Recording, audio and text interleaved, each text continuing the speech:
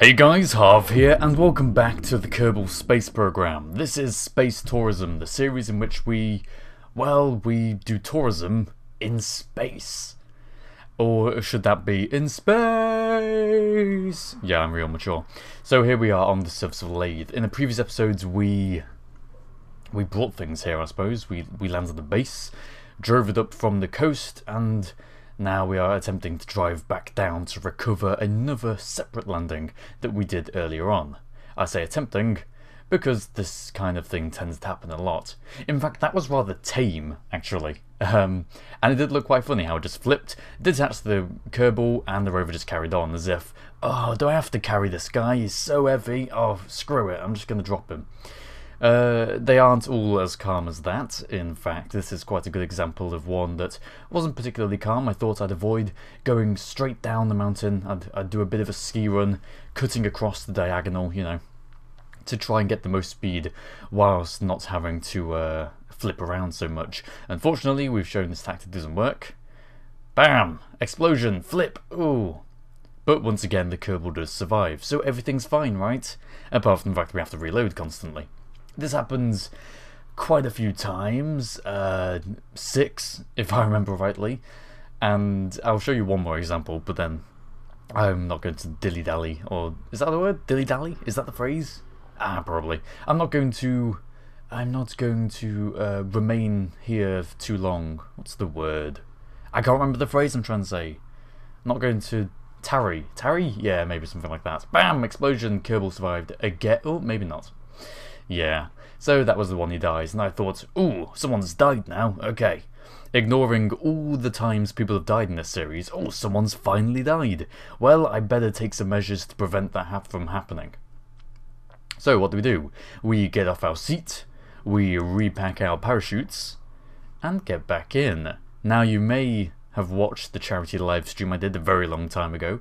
You can buy a t-shirt about it, link in the description. You may have watched that charity live stream, and in that we had a problem where we couldn't get down a mountain. I'm going to solve the problem the same way we solved it then. Bit of a run up, burn the engines, and fly me to the ocean. Yeah. So we're going to be burning. I can't actually control this thing, so it's quite lucky it's flown us in the right direction. You can see how it was kind of spinning around, and I don't want to waste too much fuel, so I've cut out, opened the parachutes, and we're fine. So yeah, I couldn't actually control it, so it was very lucky that it pointed us in this direction. Terrifying whilst it was happening. This entire video was sped up to 2 times speed. You're watching it now, so it looks quite fluid. It took a lot longer than that. It felt like it took a lot longer than that.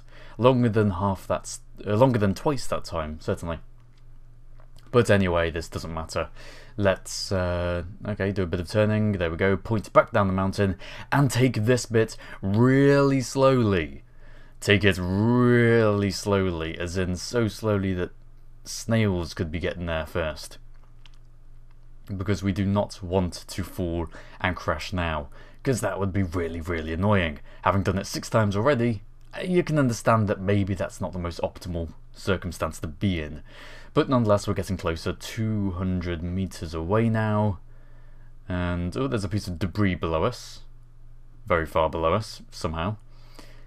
It seems to be a bug in the game where when things detach off of semi-exploded vessels, they fall through the ground and keep on doing so. Anyway, it doesn't matter. We're here. What do we need to do? We need to fix the buggy tyre, because in the previous episode, this thing here only has 3 wheels, one of which is broken. But now that's fixed. But the question remains, are we going to be able to drive this thing all the way back up the hill? Bearing in mind we can't, like, carry it on the buggy, we can't tail it or anything, we've got no docking ports, so it's going to have to drive under its own power, under its own wheels. Is it going to be able to do it? Well, what I do is put the Kerbal on this side, put Jeb, slap him on the ladder. What will this do? Probably nothing. What will I hope it'll do? I hope it'll counteract the balance, you know, just favour the right wheel as opposed to the non-existent left wheel a bit more. So what the hell, let's go for it. Let's get these wheels working. Disable, enable. Got to do that. When you disable it and then leave the game, when you come back it automatically says enable, so you have to double tap. You have to disable it and then re-enable it to get it actually working. And yes, Surprisingly, it does seem to be working absolutely fine. Which you would never have guessed. I thought it would just hit that girder on the left and blow up and be horrible. But no, the girder actually seems to be acting as a bit of a suspension whenever it hits the ground, stopping it from falling over. And something about this design, you'd think it wouldn't work well just at all. Full stop, period. You would think it wouldn't be a good driving vessel. But it's way better than the buggy. The buggy, which is designed for driving around, can't handle going downhill whatsoever. This, it can do anything, and it's only got 3 wheels. So yes, it's quite a beast, really. Very banterous. Anyway, this thing keeps on driving. We're currently at 4 times acceleration, I believe, in the editor. And I'm getting off to quick save. There we go. As we get closer, I don't want to accidentally blow things up and ruin everything without having to... And then have to go back and do it all again. But anyway, we'll get it over here. And now we try and dock. Unfortunately, missing 1 wheel gives it a tendency to lean over, and it actually is ended up a bit too high. Jebediah Kerman jumping on the struts. Get down in the position. This isn't going to work. Damn. That makes quite a good parkour thing, though. I could do that. We could make a parkour course out of girders, couldn't we? Yes, maybe. Maybe. I'm coming up to having 200 videos. Now, I'll probably ought to do something special, but I don't really know what. I might introduce the revolutionary idea of a new game to the channel, but what game? I don't know. I would like to incorporate more games because I am a gamer, I'm a PC gamer. I do play more than just 1 game, but I'm probably not particularly good at commentating anything other than just this 1 game. StarMade. I want to upload more StarMade videos. Yeah, there we go. I know exactly what I'm doing for 200. And it's gonna take bloody ages, but I'll do it because because arbitrary milestones are important. Yeah. Anyway, bring this thing here, bring this vessel forwards, and that's not quite right. It needs to be a bit closer.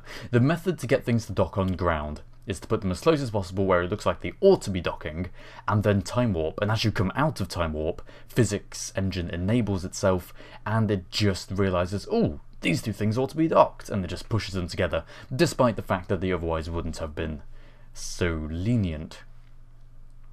So if we can actually get it in the right place to start off with, there we go. Oh, very close, forwards a bit, forwards a bit. Oh, no, back a bit, forwards and dock there. We didn't actually need to use it that time. Okay, that's fine. So yes, there we go. We have 5 modules, and one of which... we have 5 modules, one of which can actually be used to access the habitation center. And now that we have this thing here and fully complete for all intents and purposes, I used to say intensive purposes. In fact, I'm going to carry on saying intensive purposes because it makes it sound like there's much more challenge and adversity.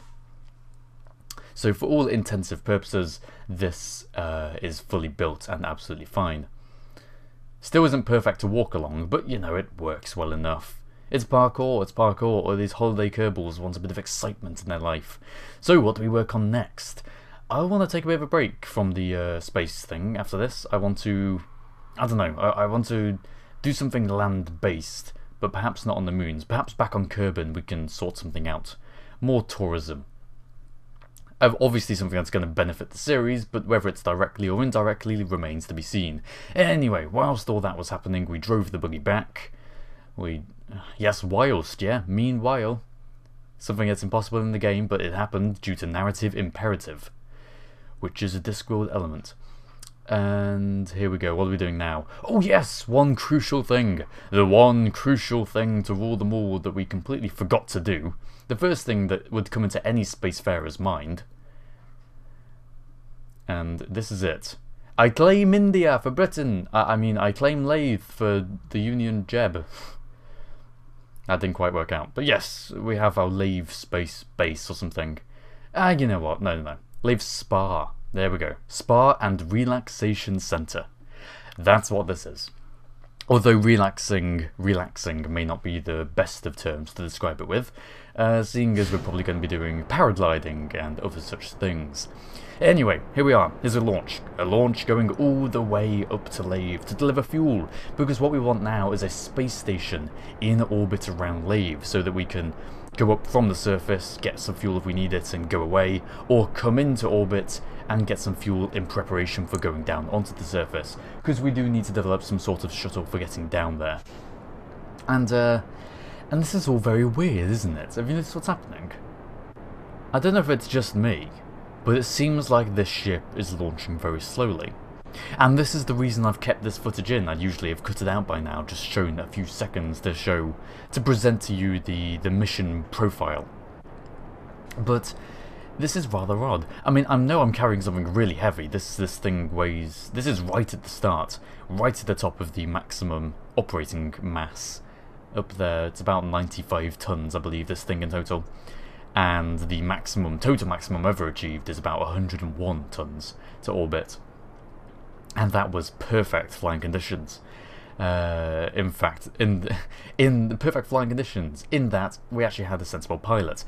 But yes, you can see the problem now. The problem is revealed, and I'm a fool for not noticing earlier. Somehow, the engine exploded on the pad. The main engine, you know, the main engine, the big one that's expected to carry this thing up into orbit. Yeah, that's gone. So rather than quit the flight and abandon, I'm going to try and get this thing into orbit. Now, I have one stack, and I've got to feed that equally into 2 stacks.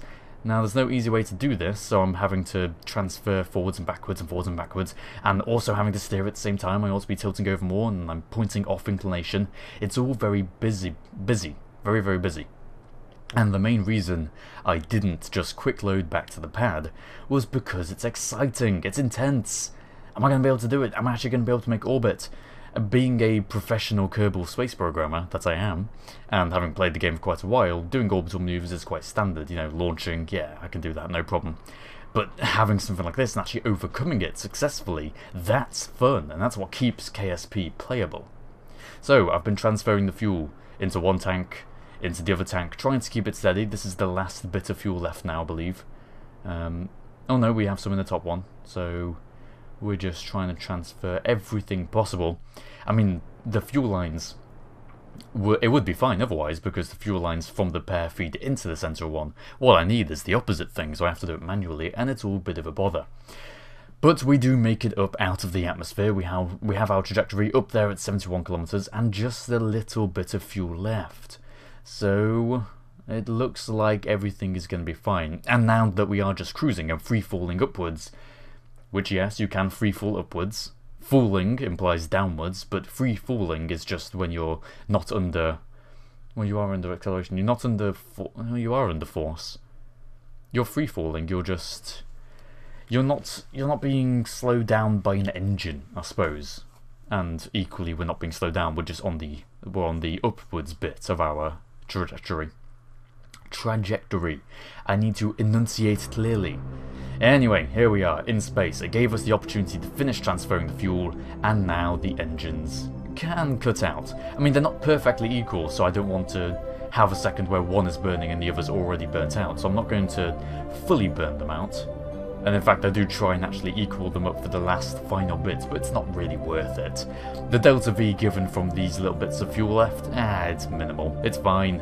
Just detach it, Harvey, doesn't matter. Get rid of it all. And there we go. So we want to rearrange our staging to use these decouplers next. And when we get to the apoapsis, after decoupling there, very dramatically, we can start burning with these engines here. So the mission is still a go. And we do our burn, we do everything, that's fine. Everything goes perfectly smoothly. I mean, the trajectory was actually intersected by the moon, but I just time warped past that instead, rather than going through the moon's sphere of influence, because it would mess up my orbits, and I didn't want that. So yes, we got here fine, everything is perfect. We're on a trajectory now that intersects Laythe immediately without doing any slowing down at Jool.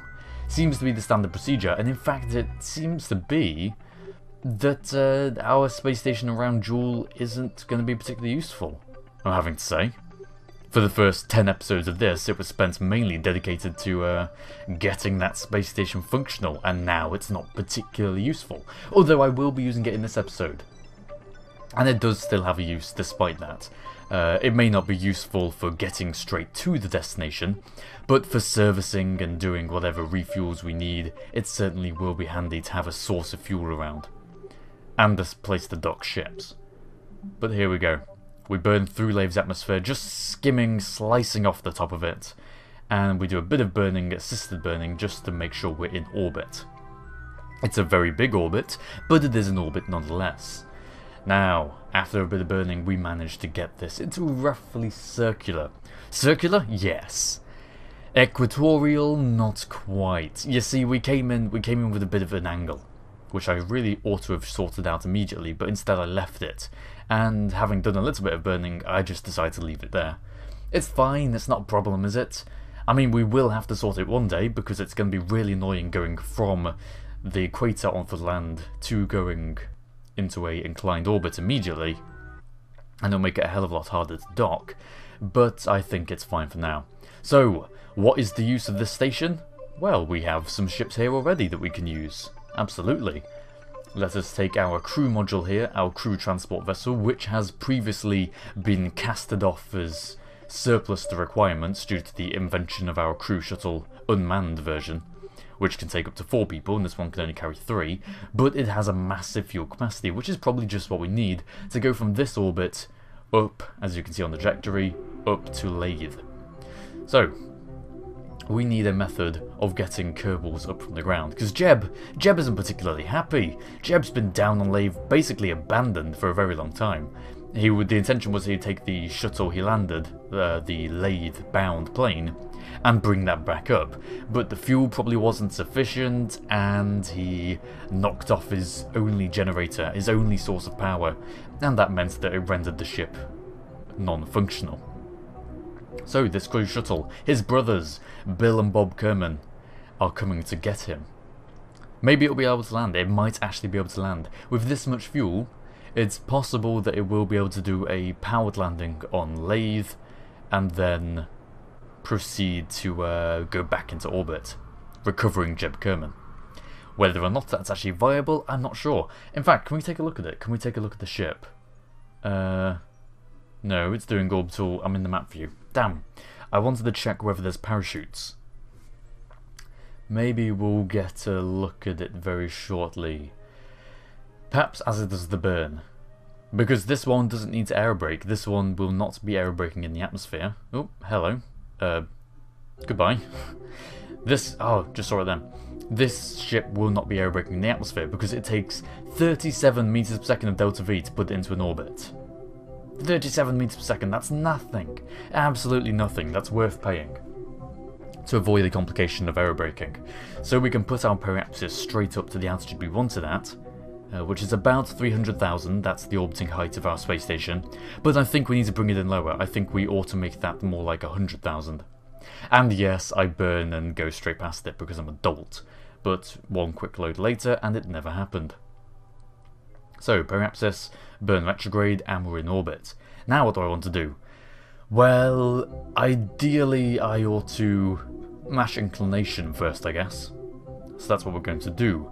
Although you may have noticed, there's one peculiar problem that I didn't fix, and I really ought to have. We're going round the opposite way. We're going in a 90-degree orbit, I believe, and this ship is going in a 270-degree orbit, which isn't particularly good. It means that if we were to dock, we'd be doing so at thousands of meters per second, so obviously it's not ideal. We're going to have to get up to the slowest point in our orbit, which is the apoapsis, and plot a trajectory to burn back along the retrograde. Unfortunately, maneuver node planning doesn't like that idea, so we have to do it manually blind. Let's go! Burning, burning, burning, burning, burning, burning, burning, burning, burning, burning, burning, burning, burning, still burning, still burning. There we go, into an orbit. Raise the periapsis up to 300,000 once more. How much fuel did that cost? Probably way more than we could afford to expend. But oh well! Time to plot our docking maneuver. There we go. So we do our retrograde plan at the periapsis so that we come round and then we immediately put ourselves into a synchronous trajectory. Not the same orbit, because that means we'd stay at a relative distance away from it, never getting closer. So instead we put ourselves into a slightly higher orbit that we do one lap and come round and dock. Or at least that's the plan. So brings the thing down, now doing our burn retrograde, delete the maneuver node and end up actually doing the docking over here. Doing the closest approach, that is. 0.5 kilometers away, 500 meters. 400 meters now, 400 meters between the ship and us, we, the conglomerate, Jeb, no, Bill and Bob, that's it, as at the closest approach. Now let's have a look at this, let's have a look at our fabled ship. We do have some parachutes on the command module. We have 3 parachutes intended for re-entry into Kerbal, if that were to ever happen, which doesn't look particularly likely. I think this thing is doomed to end its life in space, but under what circumstances I cannot say. Anyway, bring it in, 1 neat burn, 1 neat flip around, and 1 neat RCS manoeuvre later, and we are up next to the docking port. Will we be able to use this to land on Laythe? Will we be able to get Jeb Kerman back up with it? Find out in not the next episode, maybe the next episode, I don't know. That's actually quite an interesting question. Will I be able to get Jeb back up with this? Maybe I will do that in the next episode. Who knows? Anyway, this has been Space Tourism, I've been HOCgaming, thank you very much for watching this particular episode. If you liked the video, please do like the video.